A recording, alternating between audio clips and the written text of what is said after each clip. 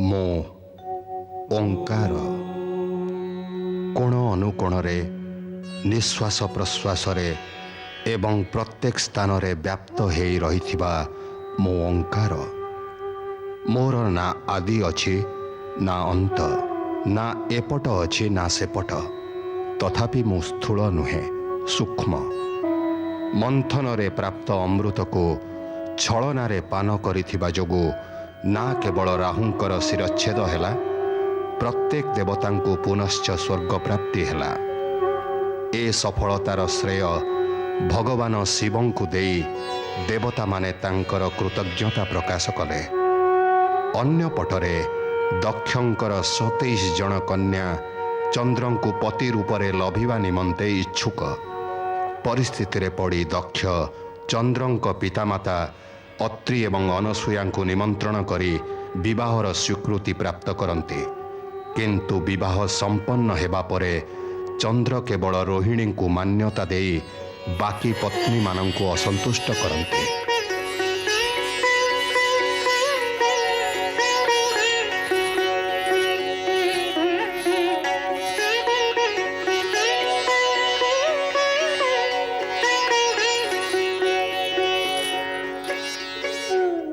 स्वामी रोहिणी को नहीं कक्षा को चलीगले, आम सह कथा भी हेलेनी। आमे कोन कथा हेबार योग्य भी नथिले, आमको किछि आदेश न देई चलीगले।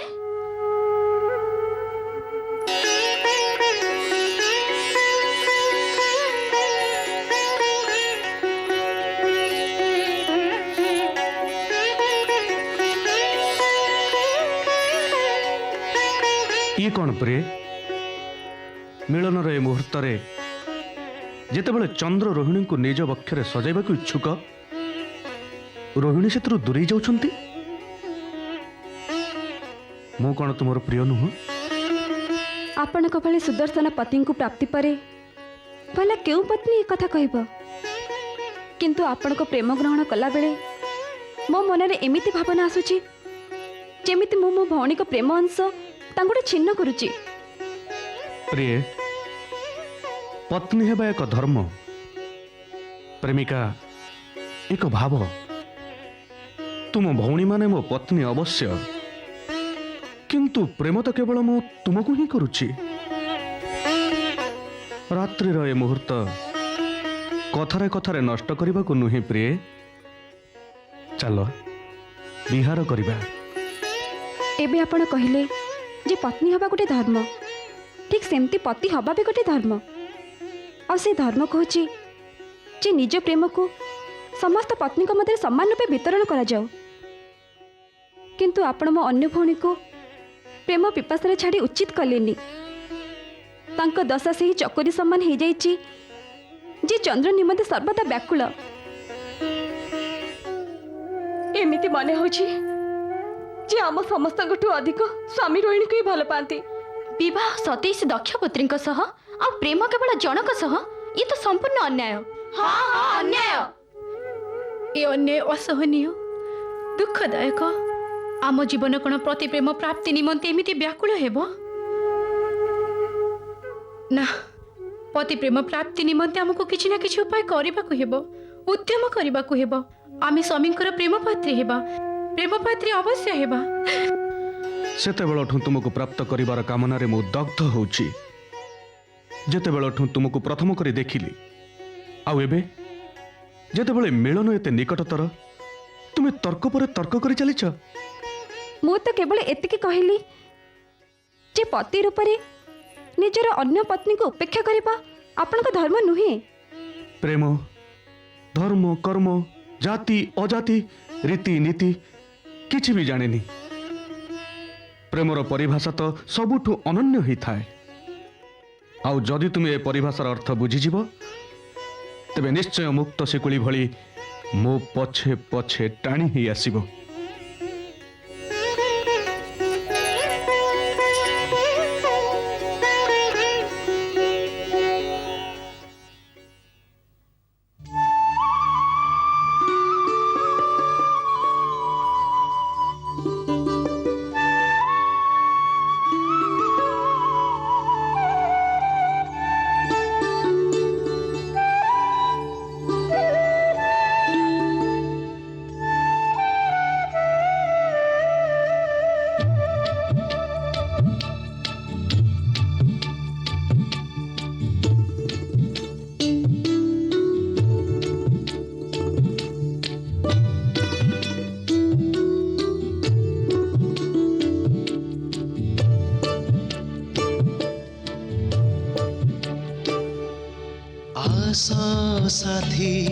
अभिसार करी स्वप्नको साकार करी आस साथी अभिसार करी स्वप्नको साकार करी प्रेमर सागरे गरिबा बिहार भासुथिब आम प्रीति तरी आस साथी अभिसार करी स्वप्नको साकार करी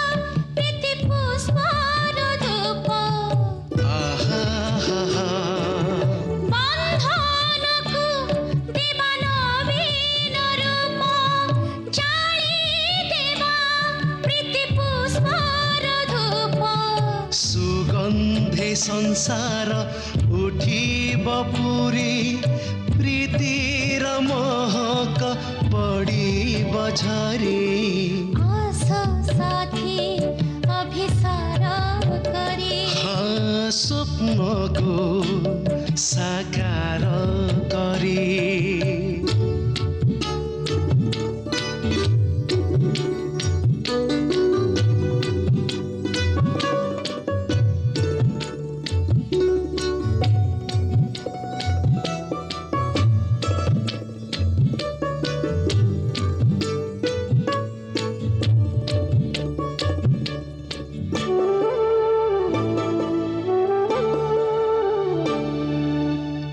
चंद्र देव तमे रोहिणी मुहेले मोह तमे मोहिनी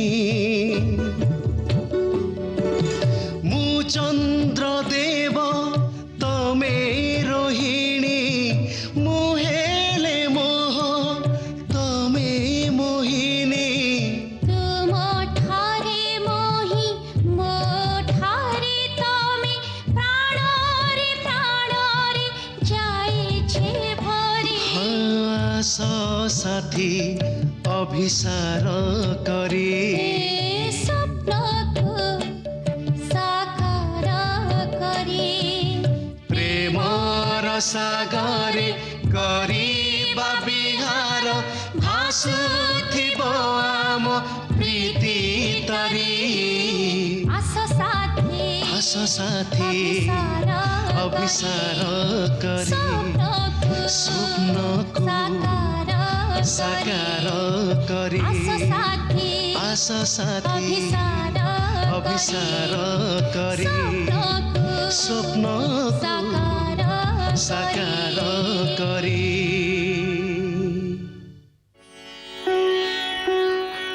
स्वामी ये कि अनर्थ हो गला मोर अन्य भौणी माने कुआडे चली गले जाइथिबे निज पिता दक्षଙ୍କ निकटକୁ निज दुख कहबाकू किंतु रोहिणी तांको अश्रु मते तुम प्रेमरू केबे भी विरत करि परिबनी अग्नि को साक्षी रखी आम समस्त को चंद्रदेव पत्नी रूपे वर्ण करथिले किंतु से केवल रोहिणी पाई निजर समस्त प्रतिप्रेम उत्सर्ग करुछंती आमे निजर उपेक्षा एवं असम्मान सह्य करि परिबनी माते मानुछि जे चंद्र सहित आम संपर्क नूतन भाव होइछि आम नूतन जीवन प्रारंभ होइछि किंतु ए नूतन जीवन कौन अर्थ ही नहीं आम एपर्यंत पति सुखर वंचित रोहिणी तो आमर भौणी अति कम रे से तो निज भौणीकर दुख और व्यथा विषय भाविबा उचित ना आमर जीवन तो व्यर्थ हो गला पिताश्री पति उपेक्षित पत्नीर स्थिति से विधवा ठारू भी हीन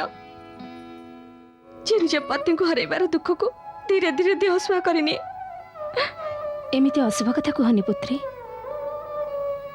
तुम पिता ए स्थिति को सामान्य करिबार प्रयास अवश्य करिबे। तुम माता ठीक कहते पुत्री। चंद्र उपरे केवल रोहिणीर अधिकार नहीं। मु चंद्र को बुझाई तुम समस्त को पति प्रेमर न्यायोचित भाग अवश्य देवी।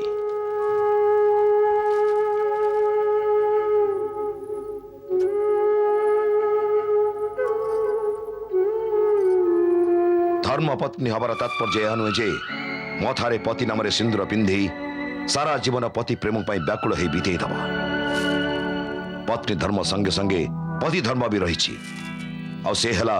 तनु मन व्यवहार सदाचार सबु प्रकार पति निज पत्नी को सुखी रखिबा। किंतु आपण पुत्र चंद्र निजर 26 पत्नी को अपेक्षा विवाहर प्रथम रात्रि करदेले। ये वास्तव में एक दुखद प्रसंग। जेतेबेले राजा दक्ष विवाह प्रस्ताव आनिथिले सेतेबेले तमे अत्यंत प्रसन्न होतुल। किंतु मु कहिथिली जे चंद्रर चंचल स्वभाव तार सबु पत्नी को प्रति ताको कोन न्याय करिबाकू दब।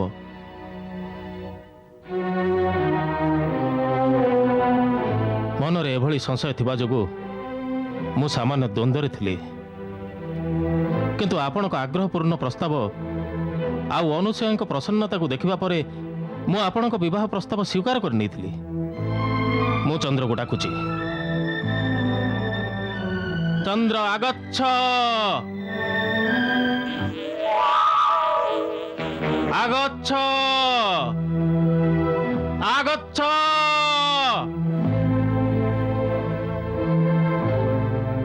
पिताश्री हमको स्मरण कले।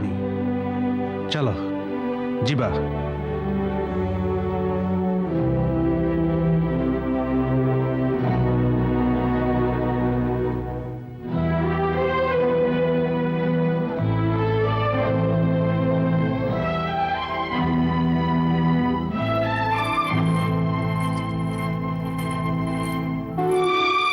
प्रणाम।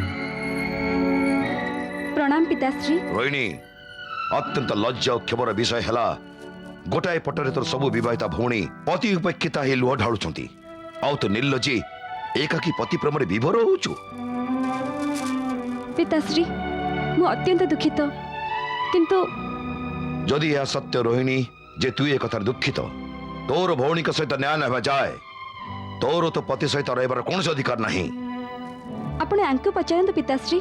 मोर अन्य भणी मानक प्रति सम्मान पति धर्म पालन करने को मुझे कही। किंतु ये ठीक अच्छे जे जा ठीक भावुची भाबू। किंतु तू मो सहित दक्ष मल जीवु एबे एई क्षणी। किंतु पिताश्री मु किछि सुनिबा को चाहूनी रोहिणी। पिता पाई तार सब संतान समान ही थांती तांको सुख दुख समान ही थाए। ताले एक कथा मु केमिति सह्य करिवि जे गोटिए पुत्री प्रेमर झुलणारे दिनती झुलुथबो आ बाकी बाकी सदबा हेई थाबी विधवा को दिन काटिबे नाही।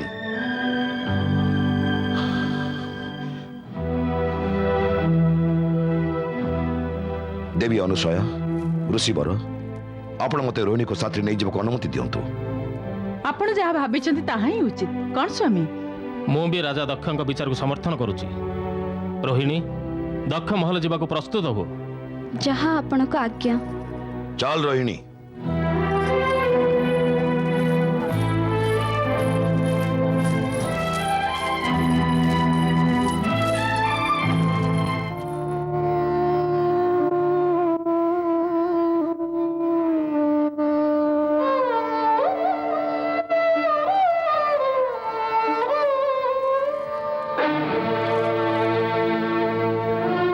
पुत्र जदि रोहिणी पई तमर एते प्रेम थिला तबे केवल ताकू ही तमर विवाह करिबार थिला।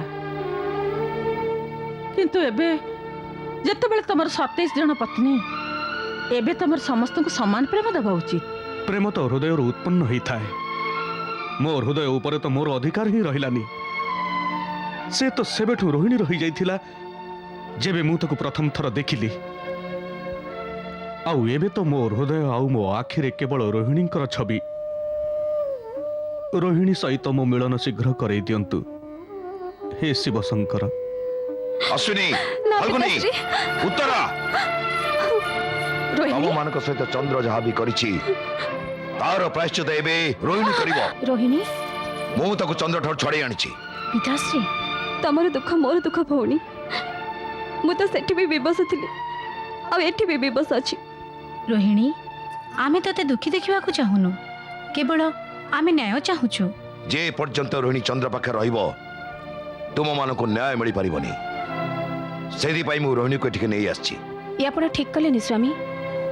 ନିଜର ଜାମାତା ଚନ୍ଦ୍ରକୁ ଦୁଃଖୀ କରିବାକୁ ଆପଣଙ୍କର କୌଣସି ଅଧିକାର ନାହିଁ। ମହାରାଣୀ, ତୁମେ ମୋ ଅଧିକାରକୁ ଆହ୍ୱାନ ଦେଇପାରିବନି। ମୁଁ ଦକ୍ଷ ପ୍ରଜାପତି, ପ୍ରତ୍ୟେକ ପ୍ରଜାଙ୍କର ସୁଖ ପ୍ରତି ଧ୍ୟାନ ଦେବା ମୋର କର୍ତ୍ତବ୍ୟ। ତାହେଲେ କ'ଣ ମୋ ପୁତ୍ରୀଙ୍କ ସୁଖ ପାଇଁ ଆଖି ବୁଝିଦେବି? ଏ କଦାପି ହେଇପାରିବନି ମହାରାଣୀ, କଦାପି ହେଇପାରିବନି। ତମେ ତାଙ୍କ ପାଖକୁ ଫେରିଯାଅ ରୋହିଣୀ। ଆମେ ଏକଥା ଚାହୁଁନୁ ଯେ ତମ ସାଙ୍ଗେ ସାଙ୍ଗେ ସେ ବି ଦୁଃଖ ପାଆନ୍ତୁ। ନାଇଁ, ଯେ ପର୍ଯ୍ୟନ୍ତ ଚନ୍ଦ୍ର ନିଜ ଅନ୍ୟାୟ ପାଇଁ କ୍ଷମା ମାଗି ତୁମ ସମସ୍ତଙ୍କୁ ସମାନ ପ୍ରେମ ଦେବାକୁ ସ୍ୱୀକାର ନ କରିଛି, ରୋହିଣୀ ଏଠୁ ଯାଇପାରିବନି। ଆପଣ ତ ଜାଣନ୍ତି ଆମର ଜାମାତା ଚନ୍ଦ୍ର କେତେ ଭାବପ୍ରବଣ। ଟିକିଏ ଭାବନ୍ତୁ ତ, ଆପଣ ତାଙ୍କ ସହିତ ଯାହା କଲେ ଏଥିରେ ତାଙ୍କ ହୃଦୟକୁ କେତେ ବଡ଼ ଆଘାତ ଲାଗିଥିବ। ମୋ ଉପରେ ଏ କଥାର କୌଣସି ପ୍ରଭାବ ପଡ଼ିବନି ମହାରାଣୀ। ଜଣେ ଅନ୍ୟାୟକୁ ତ ଅନ୍ୟାୟର ଦଣ୍ଡ ମିଳିବା ଆବଶ୍ୟକ। କିନ୍ତୁ ମହାରାଜ, ଆମେ ଯଦି ଏଥିପାଇଁ ଶିବଙ୍କ ଠାରୁ ସହାୟତା ନେଇ ମହାରାଣୀ, ଏସବୁ ମୁଁ ବହୁତ ଶୁଣିସାରିଛି, କିନ୍ତୁ ମୋର ଏ ନିଷ୍ପତ୍ତି ଅଟଳ ଯେ ମୁଁ ଶିବଙ୍କୁ କୌଣସି ସହାୟତା ମାଗିବାକୁ ଯିବିନି। ତେବେ ଆପଣ ନିଜ ପିତା ବ୍ରହ୍ମାଙ୍କ ପାଖକୁ ଯାଇ ବିନତି କରନ୍ତୁ ଯେ ସେ ସ୍ୱୟଂ ଶିବଙ୍କ ନିକଟକୁ ଯାଇ ନିଜର ପୌତ୍ରୀଙ୍କୁ ଦୁର୍ଭାଗ୍ୟର ଛାୟାରୁ ବଞ୍ଚାନ୍ତୁ। ଏ କନ୍ୟାଙ୍କର ପିତାମହ ହୋଇଥିବା ଯୋଗୁଁ ତାଙ୍କର ବି ତ କିଛି କର୍ତ୍ତବ୍ୟ ଅଛି।